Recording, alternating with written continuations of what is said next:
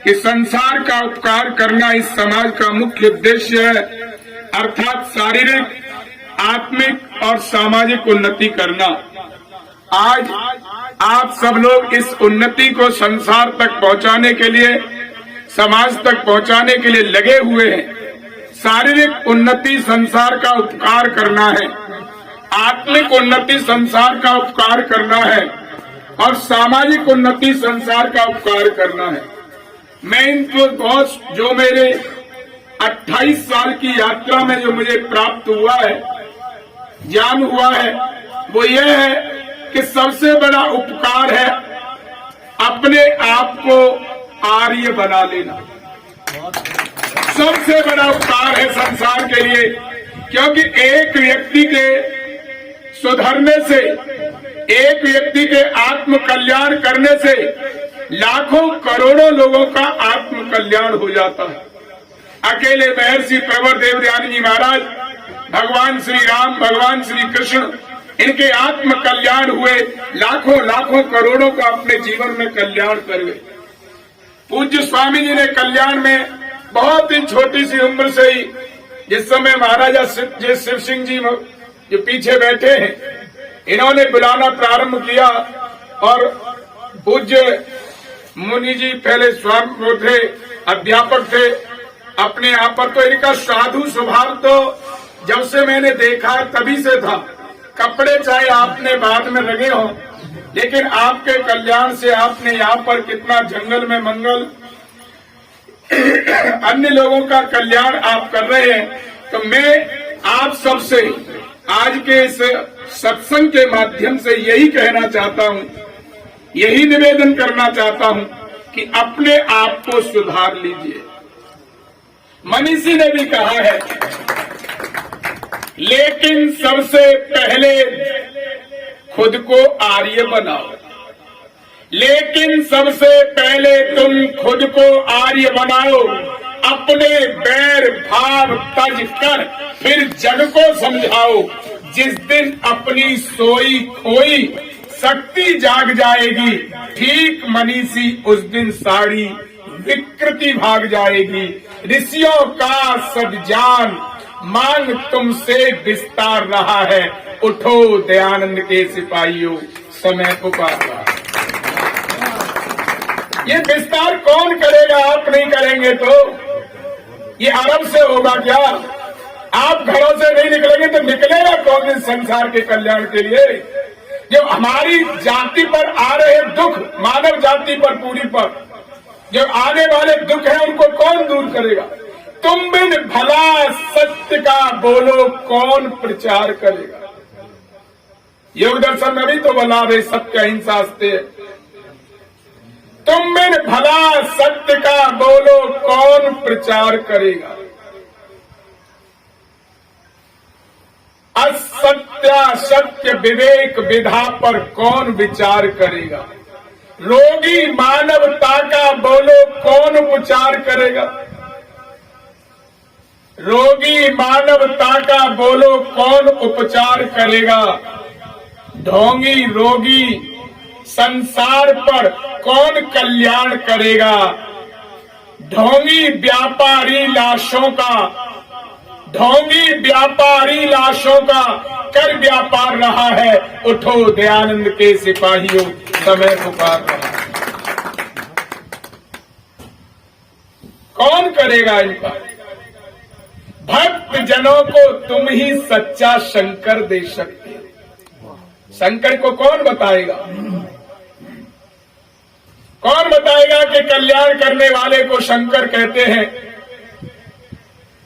कौन बताएगा उसके स्वरूप को कि उसकी कोई मूर्ति नहीं है?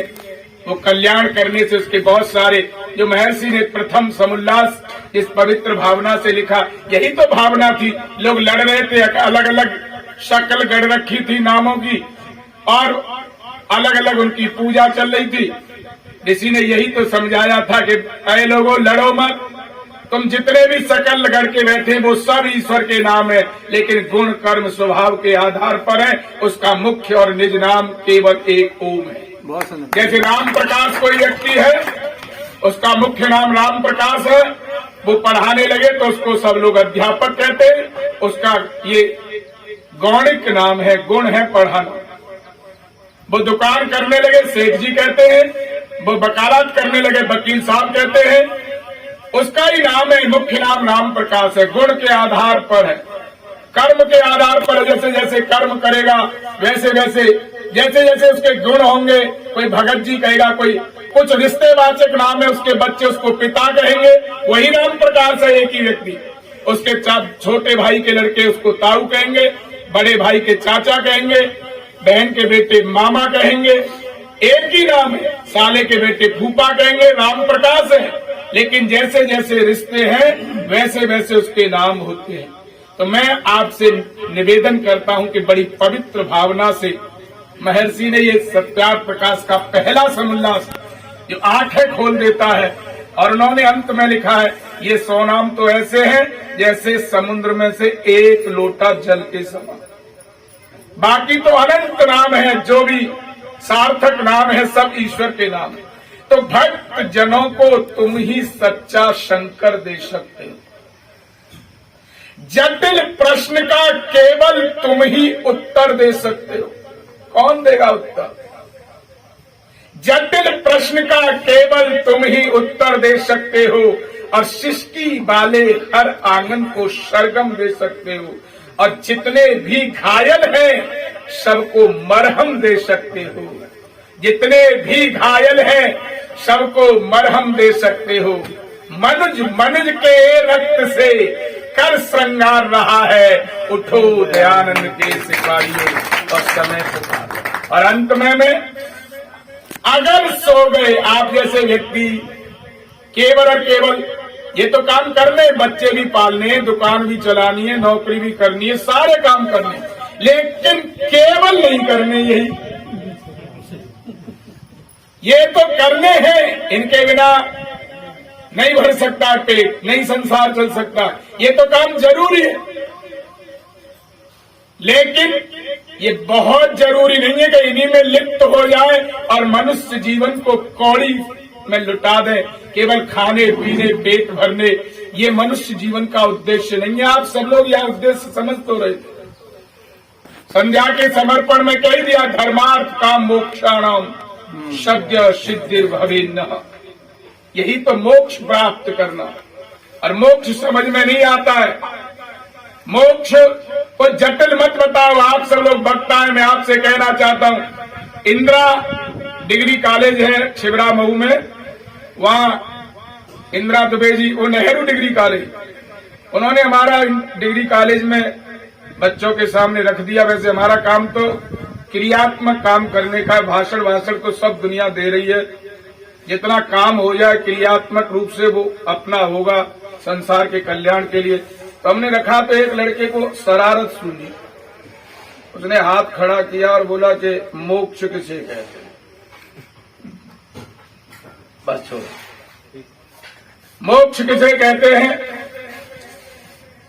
हमने कहा इसकी समझ में यम नियम आसन प्राणायाम प्रत्याहार धारणा ध्यान समाधि तो आनी नहीं। हाँ, अब हमने कहा कि मोक्ष कहते हैं, मैंने एक बहुत छोटा सा उदाहरण दिया जो हमारे पूज्य आचार्य जी देते हैं, अपनी बहन को बहन मानना बंधन है। फिर ध्यान दीजिए, अपनी बहन को बहन मानना बंधन, और जितनी भी हमारे हम उम्र हमसे छोटी बड़ी स्त्रियां संसार की है, सब हमारी बहनें, यही तो मोक्ष है।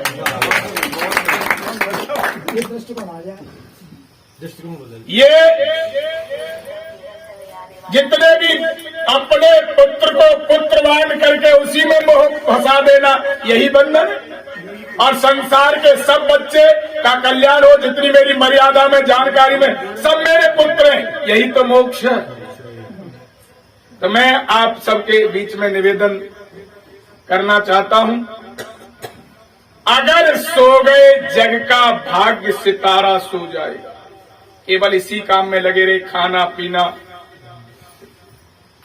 पैदा हुए, पढ़े लिखे, नौकरी लगी, पेंशन मिली और मरे।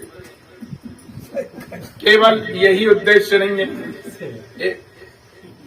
इसके लिए थोड़ी का पश्चिम सर्द शतम जीवेम सर्द शतम सूर्याम सर्द शतम 100 वर्ष की योजना बताइए तो 60 साल में ही हो जाता, नाती हो जाए, पोता हो जाए, 70 तक जाए, फिर 100 वर्ष की योजना क्यों दी?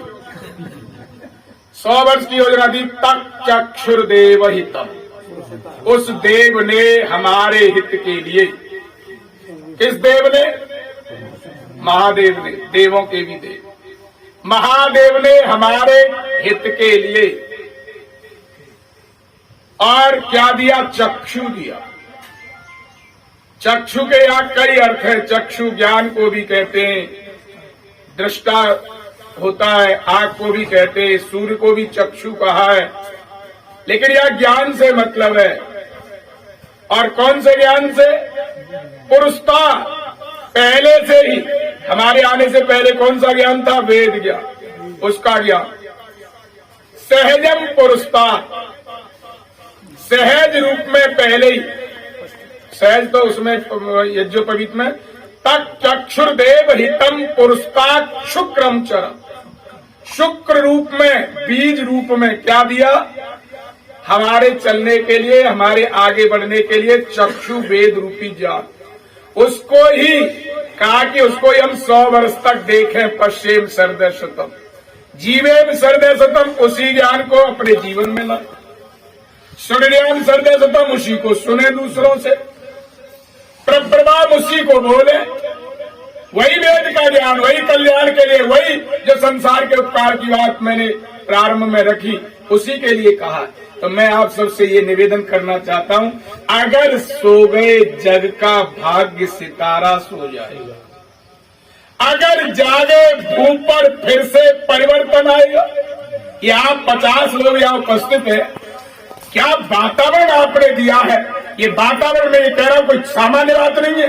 ये वातावरण आपने चला दिया और अगली पीढ़ी के अंदर चला गया तो मैनपुरी को कोई दुनिया में, मैनपुरी जनपद की अगली पीढ़ी को बिगाड़ नहीं सकता।